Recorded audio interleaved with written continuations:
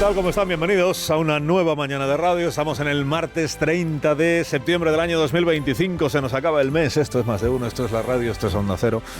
La radio que siempre está ahí. Déjenme que les cuente una historia que es muy corta. Ya verán, érase una vez un contribuyente español, autónomo, cumplidor, concienciado, que al cabo de 20 años presentando puntualmente su declaración trimestral del pago fraccionado del IRPF, tuvo un descuido. Y llegado el 30 de enero del año siguiente se le había pasado a presentar la declaración del cuarto trimestre del año vencido.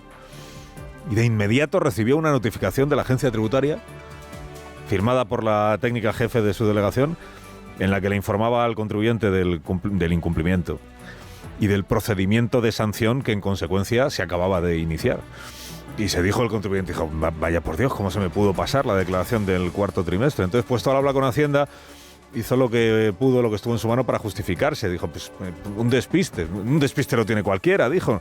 Naturalmente que abonaré lo que me corresponde de inmediato, ¿no? Apenas han sido unos días de demora, ¿no? Por Dios, ¿cómo va a haber voluntad de impago si llevo 20 años sin una falta, ¿no? Hacienda fue muy amable, porque somos todos Hacienda, y le informó con la prosa más funcional y gélida que imaginarse pueda que los hechos no ofrecían duda, que la sanción mínima en casos como este, nada grave, un descuido, un par de días de retraso, la sanción mínima es del 50% de la base sobre la que se liquida, y que aplicado un 70% de rebaja por la asunción de los hechos y digamos por la buena conducta del contribuyente, al final le salían a pagar 40 euros.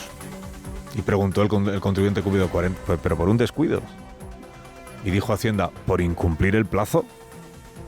Un plazo legal es lo que tiene. A quien lo incumple se le sanciona. Fue entonces cuando el contribuyente recordó un hecho relevante y exclamó en voz alta, ¿y a su jefa qué? ¿Qué sanción le va a caer a ella por llevar 3 años incumpliendo no ya los plazos, sino sus obligaciones? Nadie respondió al otro lado porque Hacienda ya había colgado. Hoy es 30 de septiembre y por tercer año consecutivo hoy vence el plazo constitucional sin que el gobierno haya presentado a las Cortes el proyecto de presupuestos a que está obligado. Pocas obligaciones aparecen expresadas de forma más clara y más tasada en la Constitución española que esta de la presentación de los presupuestos. Constitución que el gobierno presume siempre de conocer al dedillo y de cumplir a rajatabla. 3 meses antes de que caduque el presupuesto, hay que ofrecer a las Cortes el proyecto para el año siguiente, para que las Cortes puedan hacer su trabajo, que es estudiarlo y enmendarlo y debatirlo, y luego, cuando se vota, pues o bien lo aprueban o bien lo rechazan, para que le sea presentado un proyecto nuevo. No es optativo, no es elástico, no está condicionado a que los grupos parlamentarios hayan manifestado previamente que lo van a apoyar. Todo esto son los cuentitos que nos viene contando el gobierno desde hace 3 años. La anomalía es máxima porque el presupuesto que hoy está en vigor en España, reprorrogado, fue aprobado por un parlamento que ya no existe. El parlamento de ahora salió de las urnas hace 2 años y 2 meses y no ha tenido oportunidad de debatir un presupuesto porque el gobierno le ha hurtado esa posibilidad. Con el sentido del humor que le caracteriza, que a veces podría confundirse con chotearse un poco de la opinión pública, ayer la vicepresidenta 1 y ministra de Hacienda, señora Montero, que hoy marca un nuevo hito en su dejación de funciones, dijo que ya casi lo tiene a punto el nuevo presupuesto, que está ajustando unos números. Estamos ajustando ya los últimos números del proyecto de presupuesto. Los últimos números ya está ajustando la ministra. Pero se está ajustando a 30 de septiembre. Ha tenido todo el año para ajustar cuantos números le hubiera parecido necesario ajustar. Todo el año. Ha estado todo el año diciendo que se dejaba la piel cada día para elaborar las cuentas.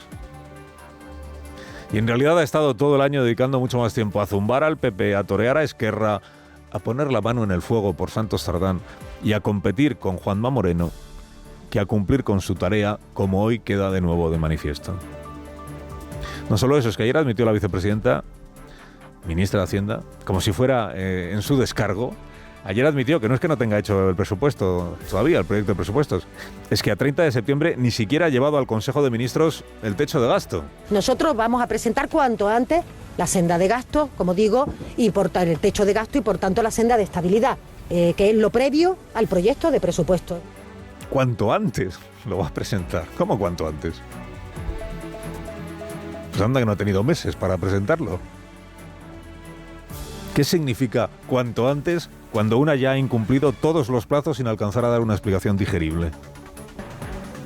De nadie más que de ella y de su jefe depende presentar el techo de gasto, la senda de estabilidad al resto del gabinete. De nadie más que de ella y de su jefe depende presentar el presupuesto y la senda y lo que toque al Congreso de los Diputados.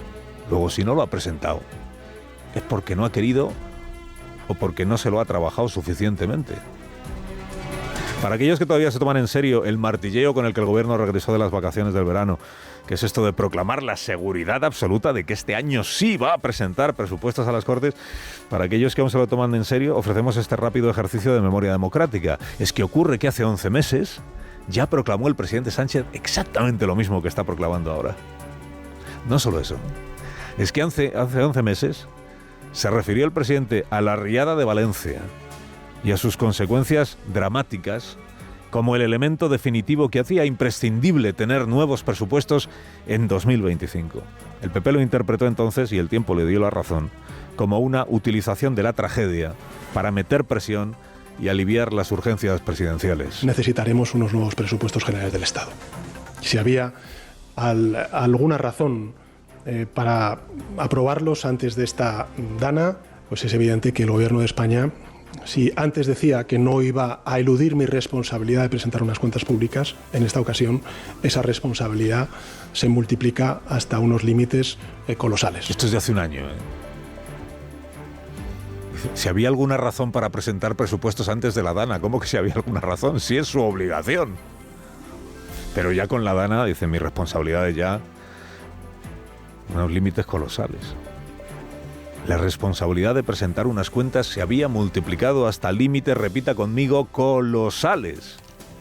Naturalmente luego ni hubo presupuestos, ni el presidente creyó necesario sacar consecuencia alguna de haber incumplido por enésima vez su palabra y haber incurrido de nuevo en un desdén colosal al Parlamento.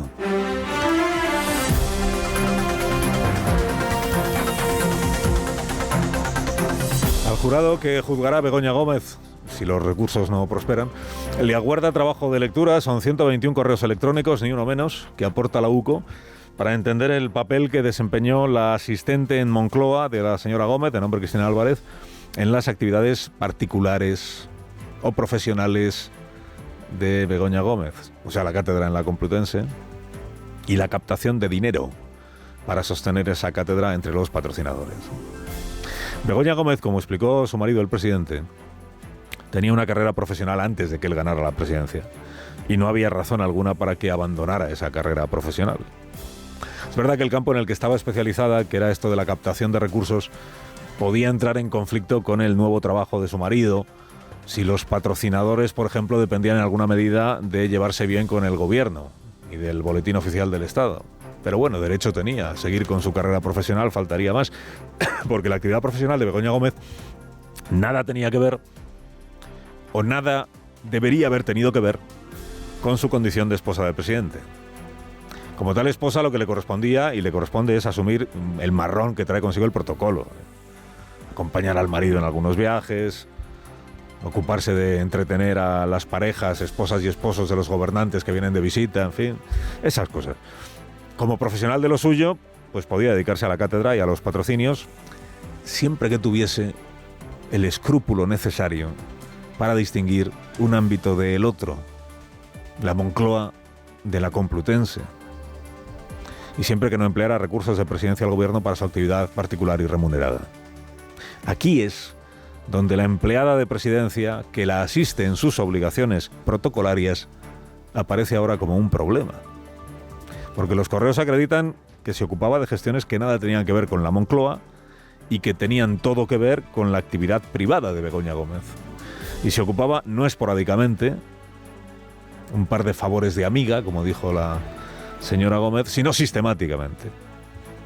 Los correos la retratan más que como amiga, como encargada de conseguir que las gestiones de lo de la cátedra tuvieran éxito. Claro, si Begoña Gómez le hubiera abonado de su bolsillo todas estas labores, estas tareas a su asistente, pues hoy podría alegar al menos que la ayuda que necesitaba para sacar adelante la cátedra se la pagó ella. Si esta actividad de la asistente da para considerar probada una malversación, eso será el tribunal o el jurado que se ocupe del asunto, si es que el caso llega a juicio, quien tenga que establecerlo. Pero que le faltó escrúpulo a Begoña Gómez para separar exquisita y quirúrgicamente su condición de pareja de presidente de su forma de ganarse la vida en la Complutense, eso sí parece que está fuera de duda ya, ¿no? Es natural que en la Moncloa el presidente y sus ministros de guardia quiten importancia a todo esto y repitan que no hay nada. Porque el presidente es el primero que ha empleado repetidamente los recursos de presidencia para objetivos que no pertenecen al ámbito del gobierno, sino al ámbito del Partido Socialista, que es otra cosa.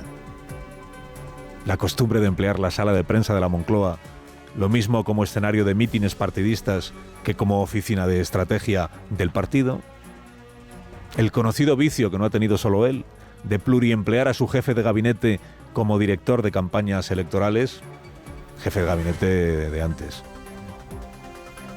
El gusto del presidente y algunos ministros por fabricar actos de gobierno en provincias, en coincidencia con mítines de partido solo para justificar que se utilizara el Falcon, por ejemplo, en los desplazamientos.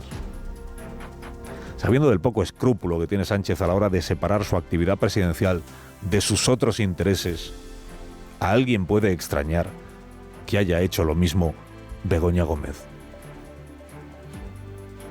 Con total inocencia, como dice de ella su marido y como dice su marido de sí mismo. Escuchas a Alsina en Onda Cero.